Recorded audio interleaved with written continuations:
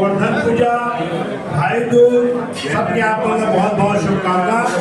और माता लक्ष्मी से प्रार्थना है कि पूरा लक्ष्मी के वास आपके यहाँ हो और आपके यहाँ जो पाचन है हमारे उनके घर में आ जाए। आपके समाप्त कर दो। आप सब लोग बहुत बहुत बधाई। चैम्बर में सतीश भाई और उनका पूरा टीम का अपना आशीर्वाद दो। पूरी जरा भी साथ दे तो और बात है, तू जरा भी साथ दे तो और बात है।